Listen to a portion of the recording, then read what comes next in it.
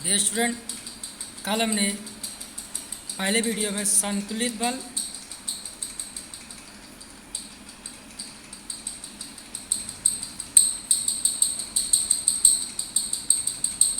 आज हम वीडियो का दूसरा भाग देखेंगे। ठीक है स्टूडेंट, चलिए हम स्टार्ट करते हैं।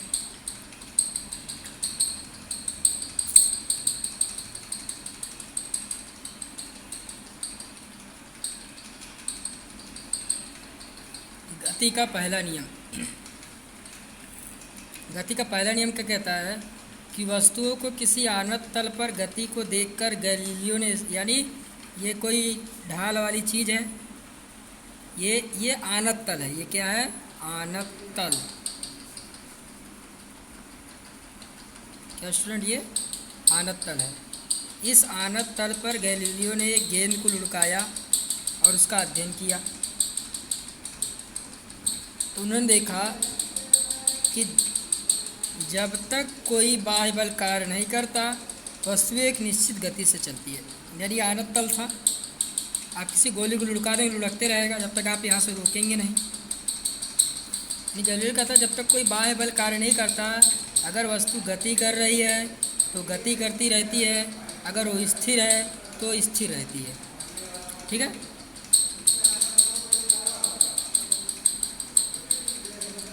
आप इस चित्र में देखे हैं, एक गोली है, यहाँ से लुढ़क रही है। जैसे नीचे आती है तो इसका वेग क्या होगा? तेज़ी से आएगी, यानी वेग क्या होगा? बढ़ेगा। लेकिन जैसे ही ऊपर, नीचे से ऊपर की तरफ जाएगी तो वेग क्या हो जाएगा? घट जाएगा। इस चीज़ को आप जानते हैं। तो गैलीलियो कहता है कि जब दोनों ओर से एक गोली स्थिर है, गैलीलियो ने तर्क दिया जब गोली को बाईं ओर छोड़ा जाता है तब वह ढाल पर नीचे की ओर लुढ़केगी तथा दाईं ओर आनत तल पर उतनी ही ऊंची पर जाएगी। यानी मान लीजिए कि दो आनत तल है, एक ऐसा है और एक ऐसा है। आप यहाँ पे गेंद छोड़ेंगे तो लुढ़कते लुढ़कते जाएगी यहाँ, फिर ऊपर चढ़ जाएगी, फिर यहाँ से आएगी, फिर इधर जाएगी। ठीक है। यानी जब तक उस पर हम बाह्य बल नहीं लगाएंगे तब तक वो क्या करेगी? गति करती रहेगी। जैसे बाह्य बल लगा दें वो क्या हो जाएगी? रुक जाएगी। गैलीलियो ने तर्क दिया कि जब गोली को बाईं ओर छोड़ा जाता है तो ढाल के नीचे जाएगी, और जब दाईं ओर जाएगी तो यानी जब यहाँ पर छोड़ा जा रहा है दोनों तरफ से, इधर छोड़ते हैं तो इधर से इधर चढ़ जाती है। कहने का ये मतलब है स्टूडेंट कि मान लीजिए ये कोई आनत तल है। क्या है? आनत तल। यहाँ गोली छोड़ते यहाँ चढ़ेगी, यहाँ गोली छोड़ेंगे फिर यहाँ चढ़ेगी। यानी जितनी गति से यहाँ पर जाएगी उतनी ऊपर यहाँ पर चढ़ेगी। यदि दोनों तलों का झुकाव समान हो तो गोली उतनी ही दूरी चढ़ेगी जितनी दूर तक वह लुढ़की थी। यानी कहने का मतलब है दोनों तल, मान लीजिए आनत तल दोनों का समान है। मान लीजिए कि दोनों का आनत तल क्या है? समान है। तो गोली जितने दूर से लुढ़की थी उतनी दूर पर दूसरी तरफ चढ़ेगी।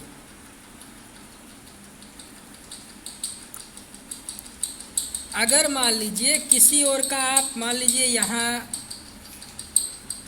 यहाँ आनत तल ज़्यादा है और यहाँ पर आपने आनत तल कम कर दिया। ठीक है। तो जैसे जैसे आप कम करेंगे वैसे वैसे दूसरी तरफ की दूरी क्या घटेगी।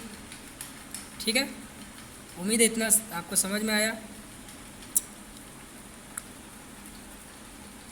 तो इससे क्या निष्कर्ष निकल रहा है? गैलीलियो ये निष्कर्ष निकाल रहा है कि वस्तुओं पर जब तक बाह्य बल नहीं लगाया जाता तो वो गति की अवस्था में रहती है। अगर गति की अवस्था में रहती है, और अगर विराम अवस्था में रुकी हुई है तो वो रुकी हुई रहती है।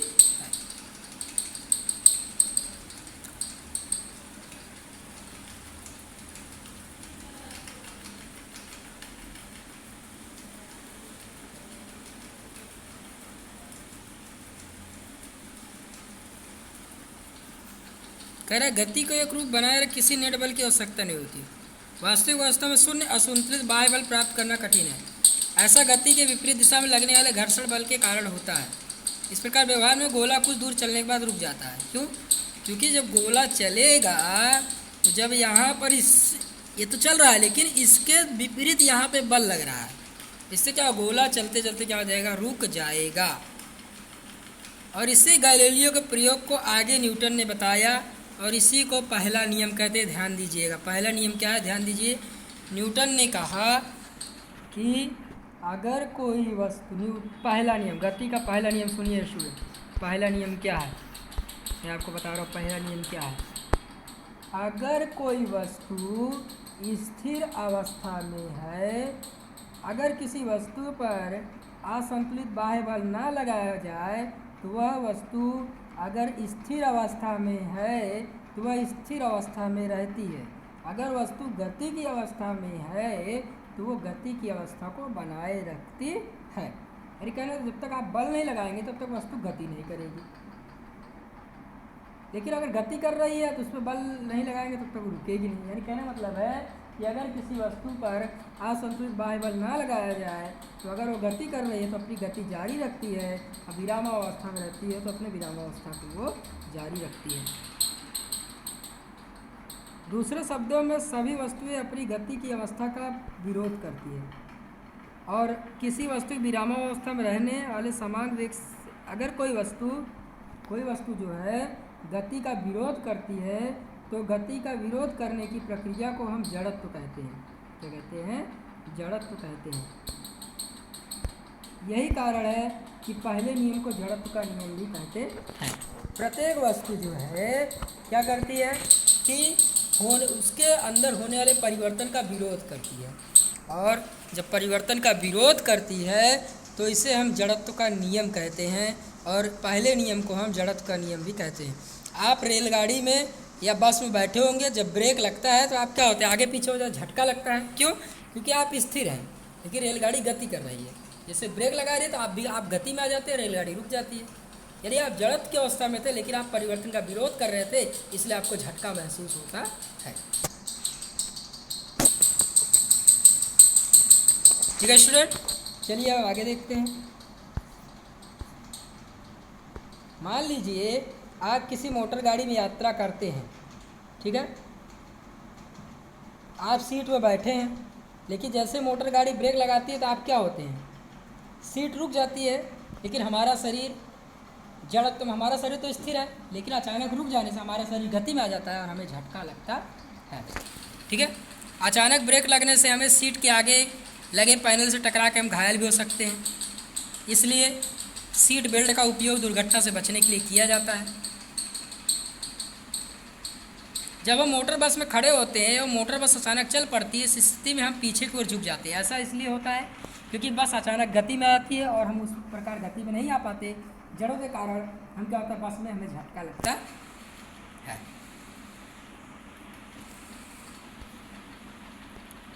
जब कोई मोटर कार तीव्र गति के साथ किसी तीक्ष्ण मोड़ में मुड़ती है, आप देखो जब कभी गाड़ी मुड़ती है तब भी आप क्या होते हैं, इधर उधर होते हैं, झटका लगता है आपको।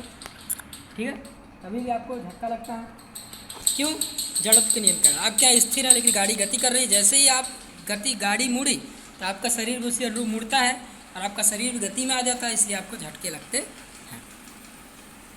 एक वस्तु तब तक अपनी विरामावस्था में रहेगी जब तक उस पर कोई असंतुलित बाह्य बल नहीं लगाया जा सकता। ठीक है, चलिए हम देखते हैं क्रियाकलाप में। मान लीजिए आप एक कैरम की गोटी को एक के ऊपर एक रख दीजिए। ठीक है, कैरम आप खेलते हैं तो एक के ऊपर रख दीजिए और एक अन्य गोटी द्वारा अपनी उंगलियों से उस पर गोटी से क्या कीजिए, स्ट्राइकर से इसको मारिए। यदि आप गोटी को पर्याप्त तीव्रता से टकराएंगे तो आप देखेंगे केवल नीचे की गोटी शीघ्रता से गिरती है और बाहर आ जाए। नीचे गोटी क्यों बाहर आ रही है?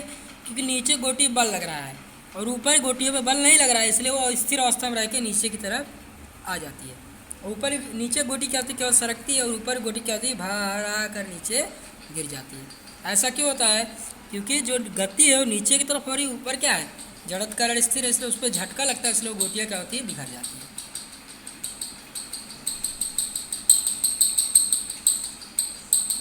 आप कांच का गिलास लीजिए, एक तख्ती लीजिए, तख्ती के ऊपर सिक्का डालिए और उसको जोर से उंगली से मारिए। आप देखेंगे कि तख्ती दूर चली जाएगी लेकिन सिक्का वहीं गिर जाएगा। क्यों?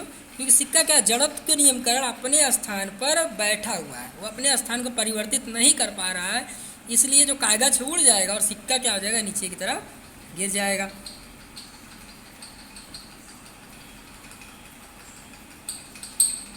पानी से भरा एक गिलास का ट्रे लीजिए और ट्रे को हाथ में पकड़ के जितनी तेज़ी से सके घूमिए। आप जितनी तेज़ी से घूमेंगे आप देखेंगे कि गिलास का लुढ़क जाता है, पानी छलक जाता है। क्यों? क्योंकि पानी क्या था, पहले स्थिर था, लेकिन जब आप घूम रहे हैं तो साथ साथ पानी भी गति में आ जा रहा है। ठीक है, इसलिए ऐसा होता है, जड़त्व के ये कारण क्या था, पानी छलकता है। उम्मीद है स्टूडेंट आपको इतना समझ में आया होगा। अब इसके आगे हम